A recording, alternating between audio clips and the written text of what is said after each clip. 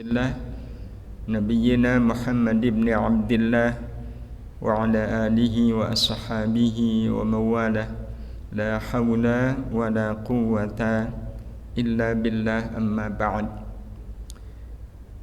Masih dalam suasana Idul Fitri, tidak ada doa terbaik di antara kita kecuali taqabbalallahu minna wa minkum salihal a'mal wa ja'alana Allah wa iyyakum minal 'aidin wal faizin kullu 'amin wa antum bi khair. Semoga Allah menerima semua amal ibadah, amal kebaikan yang kita lakukan di bulan suci Ramadan kemarin. Allah jadikan kita semua termasuk orang-orang yang kembali sebagai manusia, kembali sebagai ahli surga, kembali sebagai ahli ibadah, ahli kebaikan, wal faizin, dan termasuk orang-orang yang kelak nanti akan bahagia di dunia sampai akhirat. Wa kullu 'amin wa antum bi khair. Yang mudah-mudahan kita bisa istiqamah sepanjang waktu, sepanjang masa, selalu berada dalam kebaikan sampai akhir hayat nanti. InsyaAllah kita semua akan meninggal dalam keadaan khusnul khatimah. Amin ya Allah ya Rabbal alamin. Bapak Ibu sekalian, siang ini kita ingin berbincang soal rahasia, yakni rahasia di balik bolak-baliknya hati. Hati ini bolak-balik, sesuatu yang pasti kita merasakan, dan ini sebenarnya tidak aneh. Kenapa tidak aneh? Kalau hati itu bolak-balik, dari istilah yang disebutkan, hati itu disebut dengan qalbun. Nah, sementara qalbun itu punya arti. Apa arti qalbun? Satu riwayat mengatakan la yusammal qalbu illa litaqallubihi. Jadi hati itu disebut qalbun karena dia mudah taqallub. Taqallub itu artinya bolak-balik. Jadi memang dari istilahnya saja itu sudah menunjukkan bahwa hati itu mudah bolak-balik. Ada alasan lain yang menunjukkan bahwa memang hati itu mudah berbolak-balik. Yani ketika kita sendiri tidak memahami perasaan-perasaan yang muncul di dalam hati. Kita dipuji, senang. Kita dihina, nggak senang. Itu kalau kita ditanya kenapa, dipuji senang, cuma dihina kita kemudian nggak senang, cuma dihina kok kita susah, cuma dihina kok kita mangkel, cuma dihina kok kita jengkel. Itu sebenarnya kalau kita ditanya kenapa, itu bisa nggak menjawab Bapak Ibu? Nggak bisa. Itu memang menjadi sifat tabiatnya hati yang mudah berbolak-balik. Nah, terus pertanyaannya, yang membolak-balikan hati kita siapa? Sebenarnya Bapak Ibu, kita kalau dihina pengennya susah atau nggak susah? Pengennya kan nggak usah susah lah, nggak usah tersinggung, nggak usah mangkel gitu. Kita inginnya kalaulah semisalnya uang kita hilang, ya udah nggak usah pakai susah, sudah hilang ya. Karena kalau sudah hilang terus susah, itu kan sudah jatuh ketimpa tangga. Tapi kok ya nggak bisa ya, kalau uang hilang ya susah. Kalau uangnya ketemu ya senang. Kita sendiri tidak bisa mengontrol bolak-baliknya hati. Berarti siapa yang membolak-balikkan hati kita? Allah. Allah. Dan itu lebih kuat, kita yakin bahwa memang yang membolak-balikan hati itu adalah Allah, dari doa yang diajarkan oleh Nabi kita Muhammad sallallahu alaihi wasallam. Doanya Bapak Ibu pasti sudah hafal, ya muqallibal qulub. Wahai Allah yang maha membolak-balikan hati. Wahai zat yang maha membolak-balikan hati. Jadi bahkan Rasulullah mengajarkan kepada kita untuk mengadu kepada Allah itu dengan panggilan wahai yang maha membolak-balikan hati. Berarti memang yang membuat hati manusia berbolak-balik itu adalah Allah. Nah, pertanyaannya, mungkinkah Allah melakukan sesuatu termasuk membolak-balikan hati tanpa ada tujuan baik? Tidak akan mungkin. Semua yang Allah lakukan untuk manusia itu semuanya adalah untuk kebaikan manusia. Ya, termasuk ketika Allah membolak-balikan hati itu pasti untuk kebaikan manusia, pasti. Ya. Nah, kebaikan inilah yang kemudian kita harus temukan. Apa kebaikannya? Ya, Allah kok membolak-balikan hati kita. Ya, kemarin rasanya semangat sekali baca Quran, ya. Bahkan mungkin bisa sampai 1 juz. Ya. Tapi pernah nggak besoknya kemudian kok males ya saya baca Quran? Itu yang membuat kita malas ya Pak. Kita juga nggak tahu kan. Karena semua kita pasti pengennya tidak malas. Tapi kenapa? Kemarin kok ringan, sekarang berat. Itu memang Allah sedang membolak-balikan hati. Hadirin hadirah yang dirahmati Allah Subhanahu wa taala. Terus apa maksud Allah membolak-balikan hati? Ini analogi yang sepertinya receh, tapi mudah-mudahan membuat kita jadi memahami kenapa hati ini bisa bolak-balik. Pengalaman tidak hanya pengalaman ibu-ibu, ya bisa jadi juga bapak-bapak terutama yang suka masak. Kalau goreng tempe itu pakai dibolak-balik nggak? Ya, kenapa pakai dibolak-balik? Biar matangnya rata. Dan kalau matangnya rata kan enak. Ya, enak dan ya enak untuk dimakan. Tapi bayangkan kalau ada orang goreng tempe, ya, taruh tempe udah dibiarin, apa yang terjadi? Gosong yang bawah, mentah yang atas. Siapa yang mau makan tempe seperti itu? Ya. Maka hadirin hadirah yang dirahmati Allah, sangat boleh jadi Allah membolak-balikan hati kita agar hati kita cepat matang. Iya, matang dalam kebaikan tentu. Iya. Dan hati yang matang dalam kebaikan, orang yang memiliki hati yang matang dalam kebaikan pasti akan menjadi orang baik yang membaikkan orang lain. Pasti menjadi orang baik yang kebaikannya menjadi kebaikan bagi orang lain. Karena nanti ada Bapak Ibu yang dirahmati Allah, orang baik tetapi kebaikannya tidak menjadi kebaikan bagi orang lain. Baik memang dia, tapi kebaikannya tidak menjadi kebaikan bagi orang lain. Apa ada? Ada. Ya, dia baik, tapi suka menjelek-jelekan orang yang nggak baik. Ada nggak Bapak Ibu? Dia baik, tetapi memandang tidak baik orang yang dalam pandangan dia memang tidak baik. Nah, kalau ada orang seperti ini kan berarti dia orang baik yang tidak baik. Karena kebaikan dia tidak menjadi kebaikan bagi orang lain. Ya, kalau ada orang baik yang menjelek-jelekan orang yang tidak baik, kan sebenarnya dia adalah orang baik yang tidak baik. Dan itu kadang tanpa disadari terjadi pada orang-orang yang memang notabene-nya baik. Ya, contoh sederhana, mungkin kita yang bisa jadi contoh. Ya. Waktu semisal ya, Bapak Ibu belum menjadi orang yang rajin tahajud, ya. Belum menjadi orang yang rajin tahajud. Maka ketika melihat orang tidur, itu rasanya biasa atau itu jadi masalah? Biasa, belum rajin tahajud.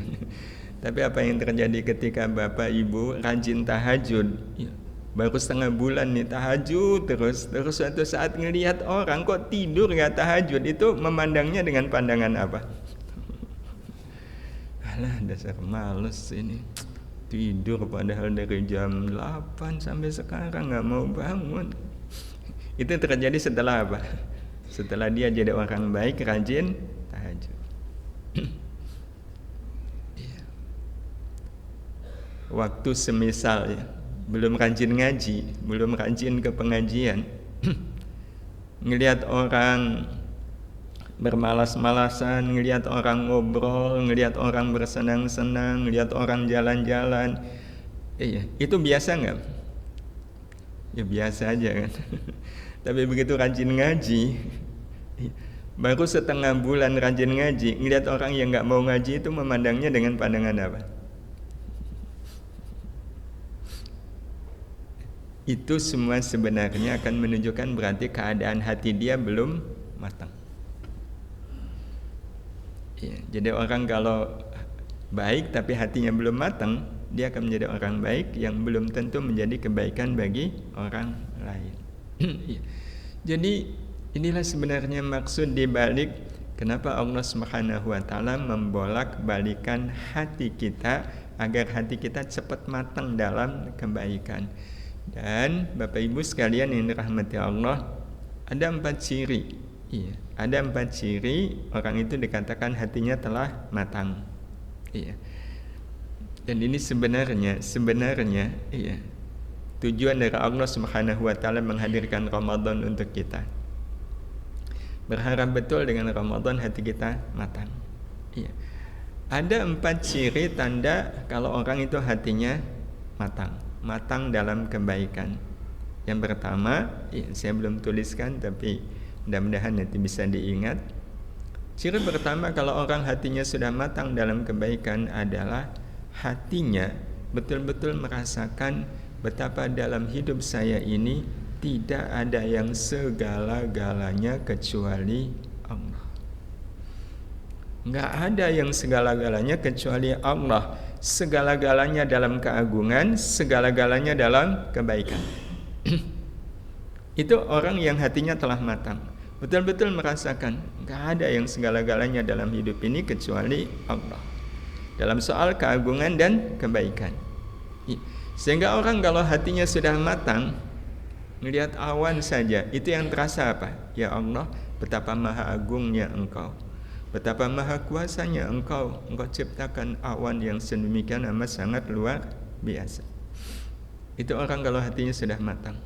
Jadi melihat apapun, mendengar apapun, itu yang dirasakan adalah keagungan Allah. Termasuk yang kedua, merasakan apapun sebagai kebaikan Allah. Semisal kita sakit, kita sakit.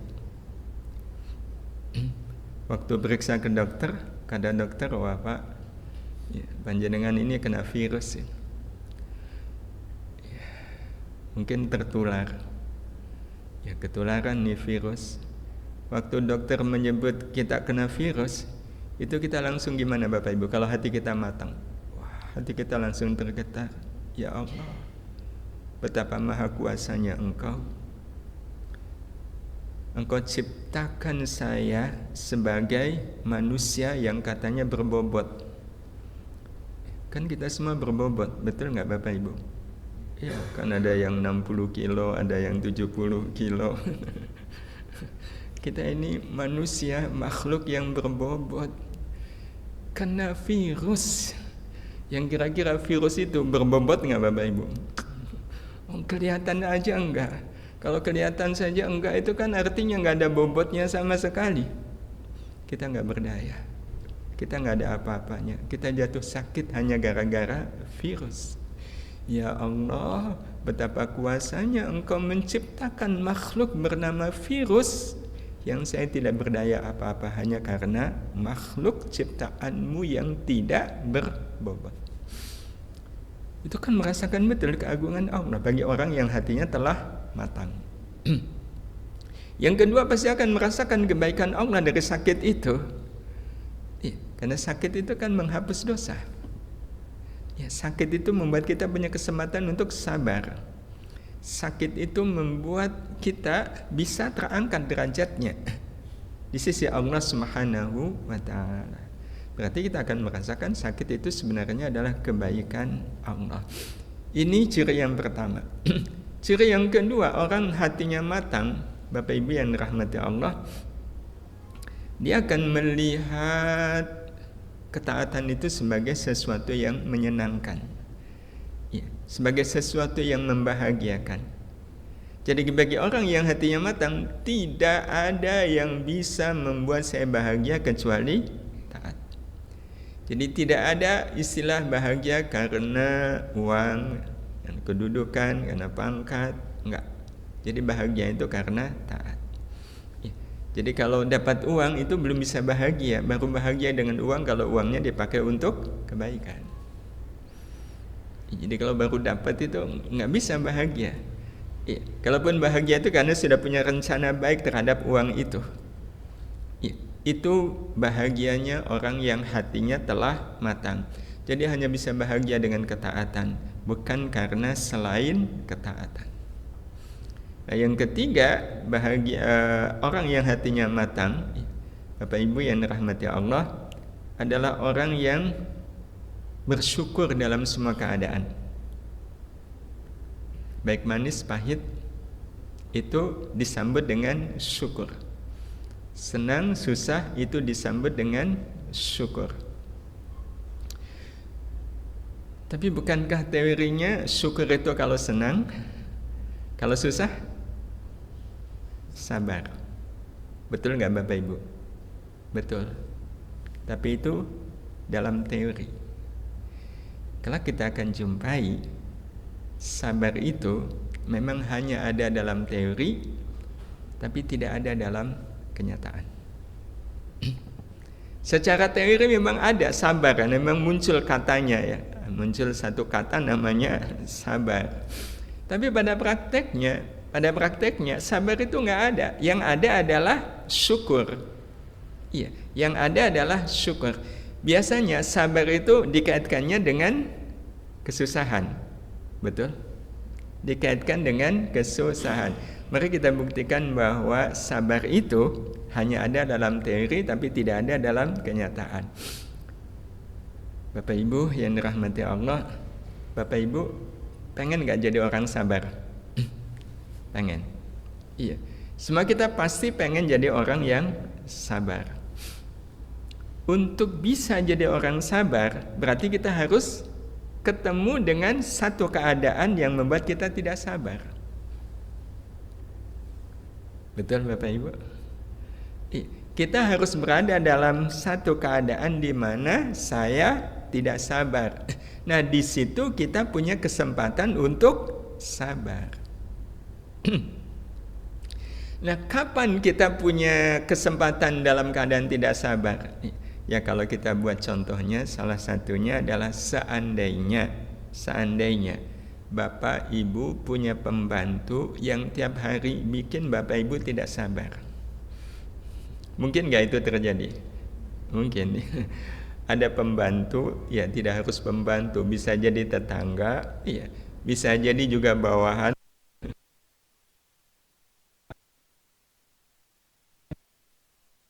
Sabar.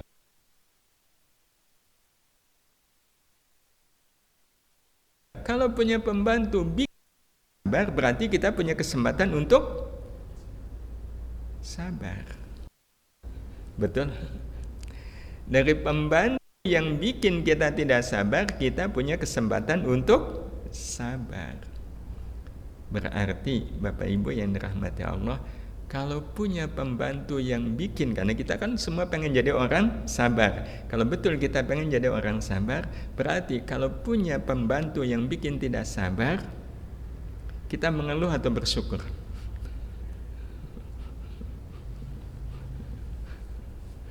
Kita mengeluh atau bersyukur? Bersyukur. Punya pembantu yang bikin saya tidak sabar. Padahal punya pembantu yang bikin tidak sabar itu kan susah. Ya, tetapi kita bersyukur. Kenapa bersyukur? Lewat dia saya saya punya kesempatan untuk jadi orang sabar. Betul Bapak Ibu? Berarti kalau begitu sabar itu ada nggak dalam kenyataan? Nggak ada. Yang ada adalah syukur. Maka betul orang yang hatinya telah matang itu nggak punya alasan untuk mengeluh dengan kenyataan. Ya. Makanya kita kalau ditanya sabar itu mudah atau sulit? Sulit kan? Sabar itu sulit. Kalau sabar itu sulit, mungkin nggak kita bisa sabar? Kalaupun kita bisa sabar, jujur Bapak Ibu, kalaulah kita bisa sabar, itu dengan hati yang lapang atau hati yang nahan? Kalau sabar nahan itu penderitaan. Kalau betul sabar itu baik kan harusnya kita bahagia. Nah karena itulah memang ciri orang yang hatinya telah matang adalah dia bersyukur atas semua keadaan, baik manis maupun pahit. Dan terakhir, hadirin hadirah yang dirahmati Allah, ciri orang yang hatinya matang adalah terlihat dari baiknya dia dalam ibadah dan amal solih. Dia kalau beribadah, beramal solih itu betul-betul baik. Dan ukuran baiknya orang di dalam beribadah, ukuran baiknya orang di dalam beramal solih adalah dia beribadah dan beramal solih itu betul-betul semata-mata wujud syukur kepada Allah. Jadi wujud syukur kepada Allah Subhanahu wa ta'ala. Bukan karena sebab yang lain. Betul-betul bagi saya ibadah itu adalah matur nuwun dumateng Gusti Allah. Jadi nggak ada hitung-hitungan. Kecuali hanya karena ingin mengungkapkan rasa terima kasih kepada Allah Subhanahu wa ta'ala. Nggak ada hitung-hitungan. Sehingga kalau seandainya ada orang yang dia beribadah, katakanlah sholat duha ya biar rezekinya banyak, itu ibadah nggak Bapak Ibu? Ibadah, tapi itu ibadah orang yang hatinya tidak matang. Kalau orang yang hatinya matang, apapun amal dia lakukan semata-mata wujud terima kasih kepada Allah. Secara logika saja, ini secara logika. Kalau seandainya Bapak Ibu dikasih uang oleh seseorang 100 miliar, kita akan bilang terima kasih enggak kepada beliau? Ya, berapa kali kita terima kasih kepada beliau? Berkali-kali. Terima kasih ya Allah. Ya, terima kasih. Yang kalau seandainya setelah beliau ngasih uang 100 miliar, beliau minta tolong kita, Pak, minta tolong bisa nggak menyapukan halaman rumah saya? Kita langsung siap nggak? Oh, kita mau nggak Bapak Ibu?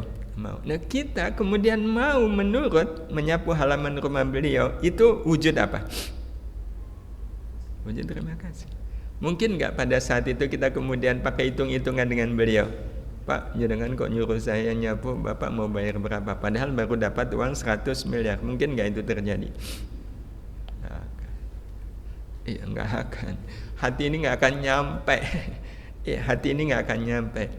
Nah, kalau dilihat dari logika ini, Bapak Ibu, kalau kita harus bayar biaya hidup kita sehari ke Allah, kita harus keluar uang berapa?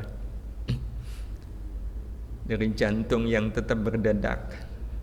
Bayangkan kalau seandainya ada orang yang setengah menit saja jantungnya nggak berdetak, itu langsung dibawa kemana? Ke rumah sakit. Oh, berapa biayanya? Belum lagi paru-paru yang tetap bekerja, pencernaan yang secara alamiah juga bekerja, oksigen yang nggak usah bayar. Itu sehari nggak tahu kita harus keluar uang berapa kalau harus bayar, dan bayarnya ke siapa? Ke Allah. Tapi kan Allah nggak nyuruh kita bayar. Kalau sudah lihat begini, apa yang harus kita lakukan? Kan matur nuwun ke Allah. Lewat apa? Apa yang Allah suruhkan kepada saya, siap ya Allah, saya akan lakukan. Dan kita melakukannya betul-betul wujud terima kasih.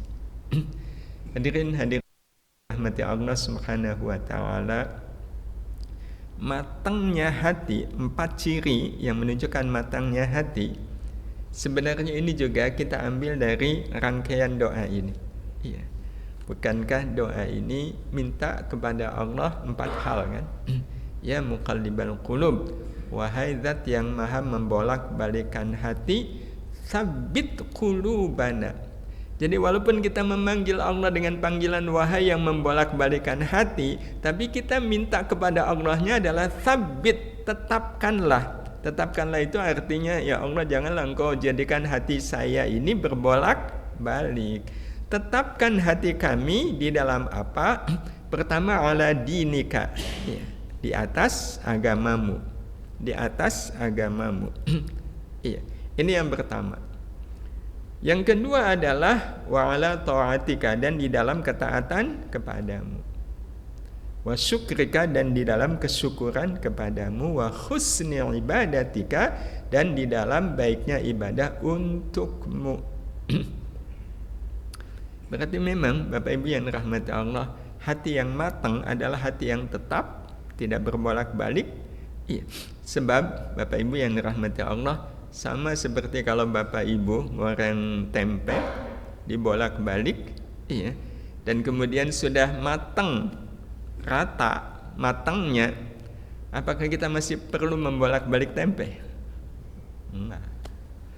Iya, kalau tempenya sudah matang, apa yang kita lakukan? Kompornya dimatikan. Tanpa harus nunggu gosong kan, kompornya dimatikan. Ambil tempenya, nikmati. Nah, hadirin hadirah yang dirahmati Allah Subhanahu wa taala, karena itu ini yang kemudian perlu dicermati pula, iya. 4 perkara yang membuat hati manusia mudah berbolak-balik. Iya. Nah, ini yang perlu diwaspadai. Pertama, dalam perkara agama. Hal yang paling penting di dalam agama apa Bapak Ibu? Iman. Iman itu kan artinya percaya. Tapi mungkin gak ada orang yang sudah percaya tapi masih ragu. Ini yang sebenarnya agak aneh. Saya percaya tapi ragu. Itu kan sebenarnya hal yang tidak mungkin terjadi, tapi di dalam iman itu sangat mungkin terjadi. Kita iman bahwa Allah itu maha melihat apapun yang kita lakukan, berarti akan kita percaya. Tapi ada enggak Bapak Ibu orang yang percaya Allah maha melihat apapun yang dilakukan, maha mendengar apapun yang diucapkan, tapi masih bisa menceritakan kejelekan orang lain? Kalau ada orang yang masih cerita jeleknya orang lain, berarti dia yakin enggak kalau Allah itu maha mendengar, maha melihat? Enggak yakin. Iya. Maka inilah perkara agama. Jadi bolak-baliknya hati dalam urusan agama adalah kadang yakin, kadang ragu. Benar enggak sih kalau doa itu pas dijawab itu kan kadang muncul pada diri kita. Benar enggak sih sholat duha itu membuat saya dekat dengan Allah? Itu contoh hati yang masih berbolak-balik. Jadi yang pertama adalah dalam urusan agama. Yang kedua dalam perkara taat. Betapa seringnya kita hari ini semangat beramal taat, besok malas beramal taat. Kemarin saya senang, ya sedekah, sekarang kok saya nggak senang sedekah. Kemarin mudah menolong orang lain, sekarang kok malas. Iya. Kemarin diajak ngaji, senang sekali, sekarang nggak suka. Nah itu perkara taat. Iya, hati itu bisa berbolak-balik. Nah yang ketiganya adalah perkara syukur yang tadi kita sampaikan. Ya.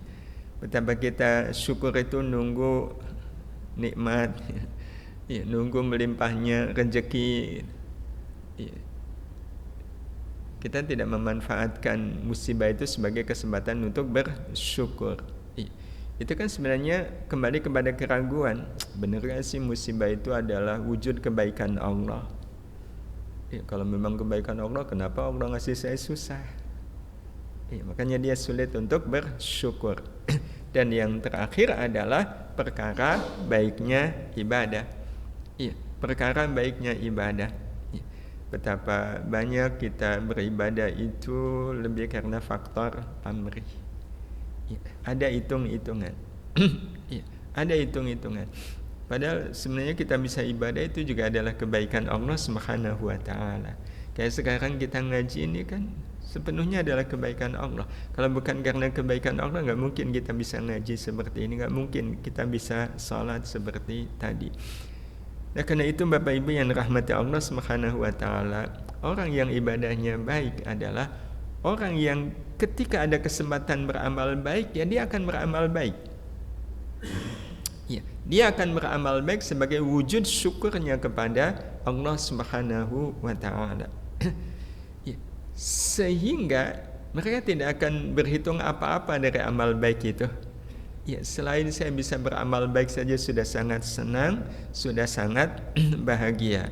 Sehingga orang-orang yang ibadahnya baik, Bapak Ibu yang rahmati Allah, kalaulah dipuji tidak menambah kebahagiaan dia bisa beribadah, kalaupun dicaci tidak mengurangi kebahagiaan dia bisa beribadah. Itu menjadi tanda sekali lagi orang yang hatinya matang. Dan secara logika juga Bapak Ibu yang rahmati Allah, aneh sekali kalau seandainya ada orang yang beramal baik tapi dibalas dengan keburukan kemudian dia kecewa. Kenapa aneh? Pak Bu, kalau kita beramal baik dan kemudian amal baik kita dibalas dengan keburukan, itu mengurangi pahala atau menambah pahala? Kan menambah pahala. Logikanya kalau menambah pahala, itu membuat kita kecewa atau bahagia? Kita senang sekali ketika orang yang saya baiki membalas kebaikan saya dengan keburukan. Itu ciri orang yang hatinya betul-betul telah matang. Termasuk juga orang-orang yang hatinya telah matang, dia senang berbuat baik kepada orang yang baik, tapi dia lebih senang berbuat baik kepada orang yang tidak baik kepada dirinya. Nah Bapak Ibu, kalau kita sebagai penutup dari 4 ciri orang yang hatinya matang, merasakan hanya Allah yang segala-galanya dalam hidup ini, bahagia dalam taat, kemudian bersyukur atas semua keadaan, dan yang ketiga, baik di dalam beribadah. Ini beribadah semata-mata wujud syukur kepada Allah. Kira-kira dari 4 ciri ini yang sudah kepegang yang mana ini Bapak Ibu? Kalau satu pun belum ada, berarti hati ini masih mentah. Padahal sebenarnya hati kita sudah dibolak-balik oleh Allah itu dari sejak kapan? Dari sejak balik ya. Berarti sudah puluhan tahun hati kita dibolak-balik oleh Allah Subhanahu wa taala, tapi kok enggak matang-matang. Itu salahnya di mana Bapak Ibu? Seperti ngoreng tempe, dibolak-balik, udah dibolak-balik kok masih putih aja ini tempe. Ada yang salah? Ada. Apa yang salah? Kompornya belum dihidupkan. Dan sangat boleh jadi ada yang belum hidup dalam kehidupan kita yang membuat hati ini belum juga matang. Nah, apa yang belum hidup dalam kehidupan kita? Ini yang mungkin akan kita bahas insya Allah di pertemuan yang akan datang. Menghidupkan kompor kehidupan untuk mematangkan hati. Insya Allah itu bahasan kita di pertemuan selanjutnya. Demikian Bapak Ibu yang bisa kita sampaikan. Mudah-mudahan bermanfaat. Mohon maaf atas segala khilaf. Kita akhiri. Subhanakallahumma bihamdika asyhadu an la ilaha illa anta astaghfiruka wa atubu ilaik. Assalamualaikum warahmatullahi wabarakatuh.